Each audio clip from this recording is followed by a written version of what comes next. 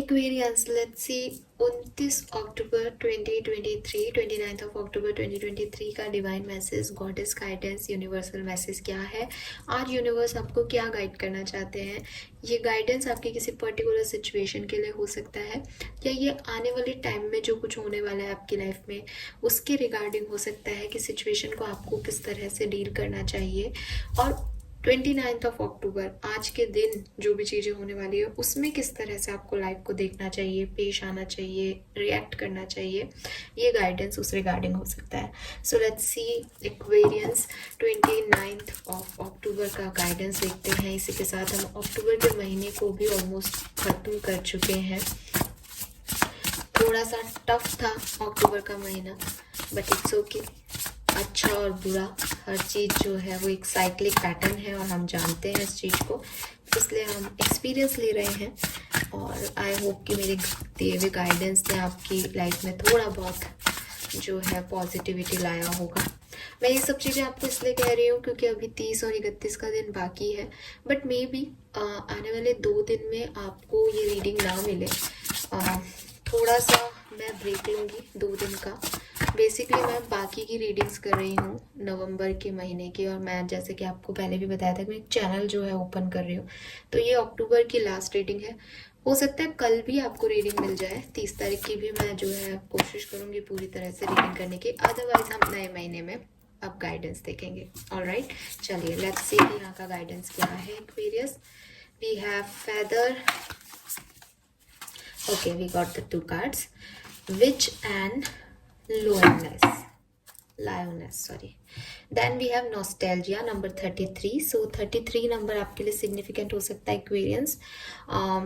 Focus on here and now. So आपको कहा जा रहा है एक्वेरियस कि इस पर्टिकुलर टाइम पे आप अगर किसी से बहुत ज़्यादा अपने फ्यूचर को लेकर के डिस्कस कर रहे हो, किसी से कोई रीडिंग ले रहे हो, किसी से एस्ट्रोलॉजर से कोई बात कर रहे हो, या अपने दोस्तों से डिस्कस कर रहे हो कि यार मैं अपने लाइफ में ये चाहता था, ये मुझे नहीं मिला, या मैं चाहता हूँ 1 साल बाद मैं ये चीज़ ले लूँ, ये चीज़ कर पाऊँ। तो अगर आप इस तरह की कोई भी कन्वर्सेशन अपने फ्रेंड से कर रहे हो, या किसी से पूछ रहे हो अपने भविष्य के बारे में, या अपने पास्ट के बारे में बहुत ज़्यादा डिस्टर्ब हो रहे हो, सोच रहे हो कि मेरे साथ ये क्यों हुआ, जैसे कि मैंने ही अभी बोल दिया भाई अक्टूबर का महीना टफ रहा हमारे लिए, तो अगर ऐसी कोई थॉट आपके मन में भी चल रहा है उससे निकलो एक्वेरियस, ठीक है, वो ठीक नहीं है। द रीज़न इज कि क्योंकि हम सब जानते हैं कि पास्ट जा चुका है, वो कभी वापस नहीं आएगा, आपने उसकी लर्निंग ले ली, वो एक्सपीरियंस ख़त्म हो गए, दैट्स इट। और फ्यूचर जो है वो कोई भी नहीं बता सकता आपको, एक अनसर्टेनिटी है। और लाइफ की ब्यूटी ही ये है कि हम फ्यूचर के बारे में पूरा एग्जैक्टली नहीं बता सकते। अगर मैं भी आपको यहाँ गाइड कर रही हूँ तो एक जनरल गाइडेंस दे रही हूँ। बहुत अच्छी बात है कि आपके साथ हो, बहुत अच्छी बात है कि आपके ऊपर अप्लाई ना करे, आपको ज़रूरत ना पड़े इसकी, दोनों ही तरीके से अच्छा है, राइट। तो एक अनसर्टेनिटी है, लेकिन उस अनसर्टेनिटी में भी सब बढ़िया है। तो बहुत ज़्यादा किसी पे डिपेंड होना कि रीडिंग्स ही देखते रहना 4-5 घंटे, और अपना पूरा दिन जो है वो टैरो रीडिंग्स, एस्ट्रोलॉजी या फोरकास्टिंग इसमें बिताना गलत है। या फिर पढ़े हो, पास में ये हो गया, पास में वो हो गया, आपके पास प्रेजेंट का कुछ है ही नहीं, सिर्फ पास्ट के बारे में बात कर रहे हो, जिससे मिल रहे हो उसको कह रहे हो मेरा पास्ट बड़ा अच्छा था। अरे किसी को इंटरेस्ट नहीं आपका पास्ट कैसा था यार, और आपको भी इंटरेस्ट नहीं होना चाहिए कि आपका पास्ट कैसा था। आपको आज में जीना चाहिए एक्वेरियस, और हर व्यक्ति को आज में जीना चाहिए। और आपके लिए तो स्पेशली ये मैसेज आ रहा है कि आप के पास अभी जो रिसोर्सेस अवेलेबल है, जो लोग अवेलेबल हैं, जो सिचुएशन है आपकी, अच्छी है, बुरी है, टफ है, लाइट है, जैसी भी है, बस उनको एक्सेप्ट करो और उसमें जियो। उसमें अपना बेस्ट कैसे दे सकते हो, उससे बेस्ट कैसे निकाल सकते हो भविष्य के लिए, दैट्स इट। इससे ज़्यादा आपको नहीं सोचना है, ठीक है, क्योंकि किसी को नहीं पता कल क्या होगा, किसी को ही नहीं पता 1 घंटे बाद क्या होगा। सो आज में जीने का आपका पहला मैसेज है, ओके। और क्योंकि यहाँ पे 2 फ्रेंड्स जैसे लोग बात कर रहे हैं, तो मैं तो यही कहूँगी कि शायद मुझे एक और फील आ रहा है कि लोग आपकी फ्यूचर प्लान को नज़र भी लगा सकते हैं, तो थोड़ा मत शेयर करो लोगों से अपनी बातें, ठीक है। देन वी हैव नंबर 26, 33 आपकी एज हो सकती है, 6 नंबर आपके लिए सिग्निफिकेंट हो सकता है। वी हैव नंबर 26, नंबर 8 आपके लिए सिग्निफिकेंट हो सकता है। थिंक फर्स्ट बिफोर यू जज। तो अगेन वही चीज़ है ऑलमोस्ट कि अगर आप जज कर रहे हो किसी सिचुएशन को क्योंकि लोगों ने आपको कहा है कि अरे देखो वो ऐसा कर रहा है, वो वैसा कर रहा है, वो तो ऐसा व्यक्ति है, ये तो वैसा व्यक्ति है, ये सिचुएशन में तो ऐसा हो गया, डोंट ट्रस्ट दैम। ठीक है। अभी कई लोग कहते हैं कि पहले उस चीज को देखो और फिर जज करो। मान लो आपने देखा भी, ठीक है, कभी कभी नजरों का भी धोखा हो जाता है। कभी कभी चीजें हम जो देखते हैं वो भी वैसी नहीं होती जो हम देख रहे होते हैं। तो थोड़ा टाइम लो। ठीक है। इम्पल्सिवली रिएक्ट करना, इम्पल्सिवली जज करना किसी चीज को ठीक नहीं है। क्यों? क्योंकि जो आपकी मेंटेलिटी है वो किसी न किसी एक्सपीरियंस से बन गई है एक्सपीरियंस, बट ज़रूरी नहीं है कि वो सही हो। क्योंकि उस समय आपने ऐसा सुना था तो आपको लग रहा है कि ऐसा ही होगा, क्योंकि आपने सुना था कभी उस चीज़ के बारे में, आपने कुछ देखा और आपने तुरंत, आपका जो सबकॉन्शियस माइंड है आपको वही चीज़ याद दिला दी कि अच्छा मैंने सुना भी था कि ये ऐसा है। बस फिर आपने वैसा ही जजमेंट दे दिया अपना। बट यूनिवर्स आपको कह रहे हैं कि हो सकता है आपने कुछ चीज़ें देखी हो सकता है आपने कुछ चीज़ें सुनी हो सकता है आपने कुछ एक्सपीरियंस भी किया हो, लेकिन वो हर चीज़ जज करना उसी की उसी टाइम सही नहीं है। थोड़ा सा समय दो सिचुएशन को, क्योंकि जो एक नज़र में आपको दिखाई दे रहा है सिर्फ वही सही है, ये हमेशा नहीं पॉसिबल।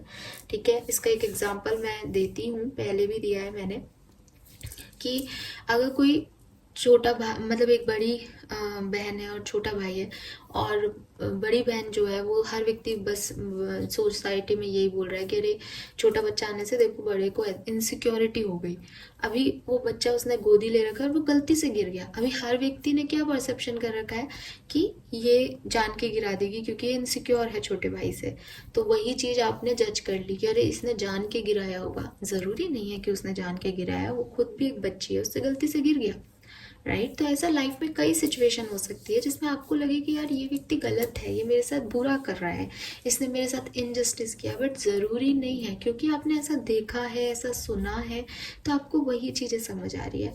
तो थोड़ा सा मौका देना सीखो, थोड़ा सा लाइट हार्टेड होना सीखो कि ठीक है, एक बार गलती कर ली किसी ने, दोबारा चांस दे दिया, बार बार रिपीट हो रहा है वो डेफिनेटली आपको समझ आ जाएगा, लेकिन इम्पल्सिवली जजमेंट मत दो।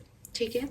Then we have witch justice is coming. So Aquarius, अगर कुछ बुरा किया है किसी ने आपके लिए, किसी ने गलत बोला है, किसी ने कुछ नज़र लगाई है, तो वो बैक मिलने वाला है उनको। So you don't worry, universe कह रहे हैं कि जस्टिस आने वाला है, आप परेशान मत हो।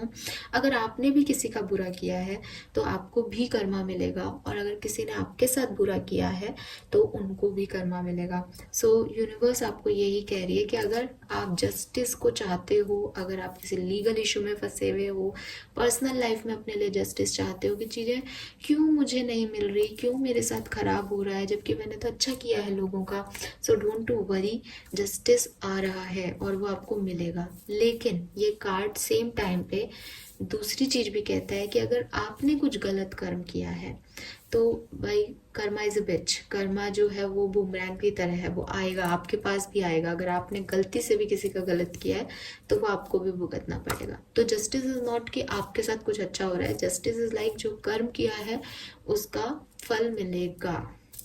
ओके। 27 9 नंबर, 26 8 नंबर, 13 और 4 नंबर आपके लिए सिग्निफिकेंट हो सकता है। ये कार्ड कह रहा है you have earn all your strips. So Aquarius, अगर आपको लग रहा है कि पैसा कम है, ठीक है, आपको लग रहा है कि एक्सपीरियंस कम है, आपको लग रहा है जैसे यहाँ पे था कि जज मत करो, तो आपको लगेगा कि यार मेरी गलती है क्या, मैं क्या समझ नहीं पाता क्या लोगों को, मैं समझ नहीं पाती क्या लोगों को। तो यूनिवर्स कह रहे हैं कि आपने जो भी स्कार्स झेले हैं ना, आपकी हार्ट पे जो भी स्कार है, आपके बॉडी पे जो भी स्कार है, वो इस बात का प्रूव है एक्वेरियस कि आपने बहुत सारी लड़ाइयाँ लड़ी हैं। ठीक है। जैसे एक फाइटर की बॉडी पे स्कार होते हैं, अभी हो सकता है आपने कोई ऐसी लड़ाई नहीं लड़ी कि स्कार हो आपकी बॉडी पे, बट आपके दिल में है, आपकी सोल पे वो स्कार है, आपने उन चीज़ों को झेला था कभी, तो आपको वो एक्सपीरियंस याद है। अभी भी कोई चीज़ आप ऐसी देखते हो तो आपको याद आ जाता है कि यार मैं भी इस समय से गुजरा हूँ या गुजरी हूँ।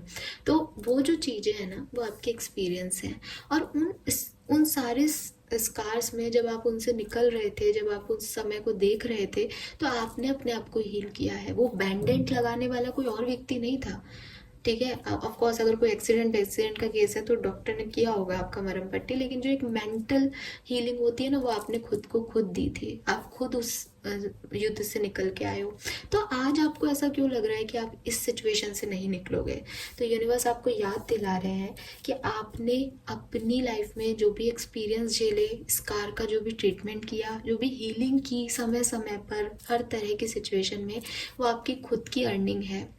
तो आज अगर पैसा कम लग रहा है, आज अगर खुद का सेल्फ वर्थ कम लग रहा है, अपना कॉन्फिडेंस कम लग रहा है, तो प्लीज़ उसे वापस रिगेन कीजिए, क्योंकि you are a fighter Aquarius.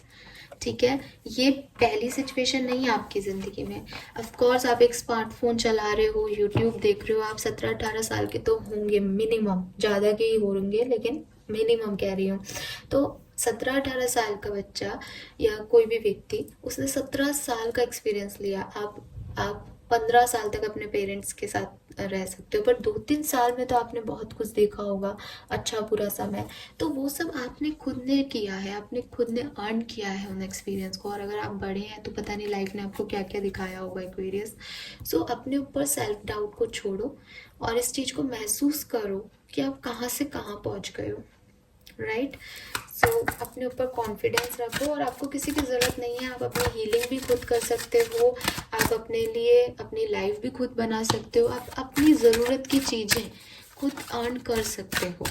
ठीक है, लेट्स सी आपका मास्टर गाइडेंस क्या है यहाँ से 29 अक्टूबर के लिए। Master guidance,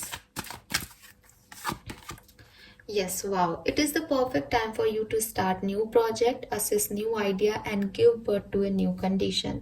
So Aquarius, full moon आके गया है, सरेंडर कर दिया होगा आपने। वैसे भी ल्यूनर इक्लिप्स था, साल का आखिरी फुल मून था। सो कहते हैं कि क्लोजिंग का टाइम होता है भाई, साल का आखिरी फुल मून है। जो आपने पिछले साल से स्टार्ट किया वो इस साल अब ख़त्म करने की बारी आ गई। अब यहाँ से कुछ नया शुरू करना है, दोबारा से आगे बढ़ना है, दोबारा से चीज़ों में जाना है, नए प्रोजेक्ट्स, नई अपॉर्चुनिटीज़ की तरफ ध्यान देना है, खुद में चेंज करने हैं, खुद को एक न्यूनेस देनी है। तो अब ये टाइम है और आप दें, ऐसा करने से आपको प्रोस्पैरिटी मिलेगी। ये मैं नहीं कह रही, ये कार्ड कह रहा है, प्रोस्पैरिटी का कार्ड है। Universe is pouring its abundance out to you, be open to receiving. So जो कुछ भी नया आपकी लाइफ में आ रहा है, थोड़ा सा जैसे कहते हैं ना न्यू ईयर पे चेंज होता है, वैसे ही अभी कार्तिक महीना लग गया हिंदू कैलेंडर के हिसाब से। सो इस महीने में बड़ा अच्छा महीना माना जाता है, जिसे कहते हैं शुभ मंथ होता है ये। तो आप भी अपनी लाइफ में कुछ नए आइडियाज़ को लेके आओ, अपनी पर्सनालिटी में कुछ चेंज करो। जो आपने पिछले साल देखा कि इस चीज़ से मुझे, ये मेरी खामी है, ये मेरी कमज़ोरी है, उस पर काम करो। ठीक है, अपने आप को एक नए तरीके से रेडी करो। आपको कोई और आकर के हील नहीं करेगा, आपको कोई और, मतलब कई लोग होते हैं ऐसे कहते हैं मेरी सिचुएशन बदलेगी, मेरा समय बदलेगा। डेफिनेटली कुछ ग्रह नक्षत्र की वजह से आपकी डेस्टिनी थोड़ी लो हो सकती है, बट आपको लो होने की ज़रूरत नहीं है। साथ साथ अगर आप डेस्टिनी पे बिल्कुल डिपेंड हो जाओगे तो आप कर्म ही करना छोड़ दोगे। तो आप कर्म करो और फिर उसके फल में मत पड़ना कि भाई मैंने कर्म किया, मेरा जस्टिस क्या है। जैसे अभी आपको जस्टिस मिल रहा है वैसे आने वाले टाइम में भी मिलेगा। ठीक है, तो अभी तो इस साल का जस्टिस मिल रहा है। अगर कोई गलती हो गई, माफ़ी मांग लो। किसी और से नहीं मांग सकते, यूनिवर्स से मांगो। जो भी आपका जस्टिस मिल रहा है उसको लो, जो भी है वो पे ऑफ तो हो गई, उसको ले लो, उसको झेलो। ठीक है, अगर वो किसी बैड कर्मा का भी है तो कोई बात नहीं, उसे ले लो। आगे से ध्यान रखना है कि कुछ गलत ना हो, ताकि जब नेक्स्ट ईयर ये टाइम आए तब आप एकदम कॉन्फिडेंस से खड़े हो कि मैंने कुछ गलत नहीं किया, और फिर आपको वो प्रॉस्पेरिटी मिलेगी। राइट। सो ये है आज के मैसेजेस एक्वेरियस। आई होप कि आपको पसंद आएंगे। और जैसा कि मैंने कहा कि अक्टूबर की गाइडेंस की ये मेरा आखिरी वीडियो था। कल और परसों यानी 30th और 31st को मैं गाइडेंस नहीं दूंगी आप लोगों को। सो यही गाइडेंस जो है ये आप अगले 2-3 दिन तक फॉलो कर सकते हो सिचुएशंस में। ध्यान रखना, एक ओवरऑल गाइडेंस है आज का। तो प्रेजेंट टाइम पे फोकस करना है, जस्टिस की चिंता नहीं करनी, वो आएगा। जो भी कर्म किया है उसका भुगतान देना पड़ेगा। जज मत करो किसी सिचुएशन को बहुत इम्पल्सिवली, नई चीज़ों की तरफ ध्यान दो, क्योंकि पास्ट में भी आपने ही अपने आप को संभाला है, वो आपकी ही अर्निंग है, चाहे वो हीलिंग हो, चाहे कोई मटेरियलिस्टिक गेन हो। तो अपने अंदर कॉन्फिडेंस रखो। ये है मैसेज आपके लिए। Thank you so much reading को देखने के लिए। चैनल को लाइक और सब्सक्राइब कीजिएगा। Bye bye.